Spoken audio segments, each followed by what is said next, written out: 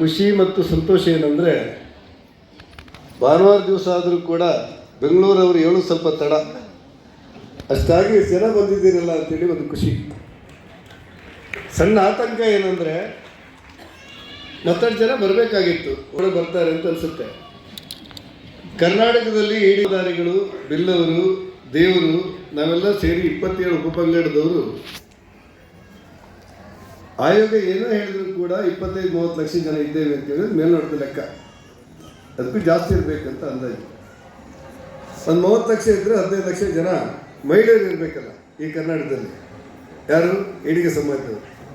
ನೀವು ಇಷ್ಟು ಜನ ಬಂದವರು ಈ 15 ಲಕ್ಷ ಜನ ಮಹಿಳೆಯರ ಪ್ರತಿನಿಧಿಗಳಾಗಿದ್ದೀರಿ ಅಂತ ಹೇಳಿ ನಾನು ಭಾವಿಸಿ ನಿಮಗೆಲ್ಲರಿಗೆ ಅಭಿನಂದನೆಗಳನ್ನು ಹೇಳಬೇಕು ಅಂತ ಅನಿಸುತ್ತೆ. ಯಾಕೆ ಸಿದ್ಧತೆಯಲ್ಲಿರಬೇಕು?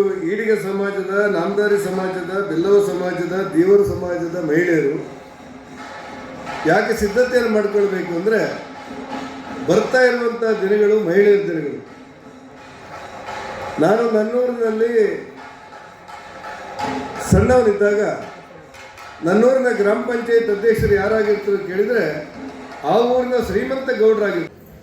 ಇವತ್ತು ಕಾಲ ಬದಲಾಗಿ ಆ ಶ್ರೀಮಂತರ ಮನೆಯ ದನದ ಕೊಟ್ಟಿಗೆಯಲ್ಲಿ ಕೆಲಸ ಇರುವಂಥ ಕಡು ಬಡವಳೊಬ್ಬಳು ಅದೇ ಗ್ರಾಮ ಪಂಚಾಯತಿನ ಅಧ್ಯಕ್ಷರಾಗುವಂಥ ಅವಕಾಶವನ್ನು ಇವತ್ತು ಸಮಾಜ ಸೃಷ್ಟಿ ಮಾಡಿಕೊಂಡಿತ್ತು.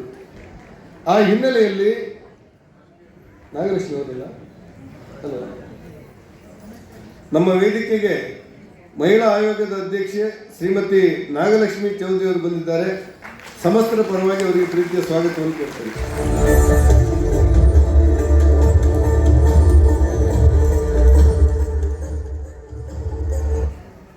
ಈ ಬದಲಾದ ಕಾಲಘಟ್ಟದಲ್ಲಿ ಈಡಿಗ ಸಮಾಜದ ಮಹಿಳೆಯರು ಕೂಡ ಸ್ಪರ್ಧಾಗೆ ಕಾಲಿಡಬೇಕಲ್ಲ.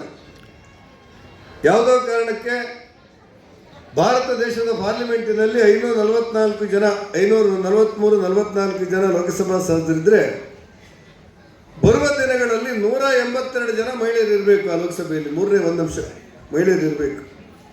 182 ಜನರಲ್ಲಿ ಈಡಿಗ ಸಮಾಜದವರು ಎಷ್ಟು ಹೋಗಬೇಕಂತ ತೀರ್ಮಾನ ಮಾಡಬೇಕಾದದ್ದು ಈ ಸಂಘಟನೆ ಒಂದು ಭಾಗ. ಈ ಸಂಘಟನೆ ತೀರ್ಮಾನ ಮಾಡ್ತಾ ಇಲ್ಲ, ಶ್ರಮಿಸಬೇಕು, ಸಂಘಟನೆ ಮಾಡಬೇಕು.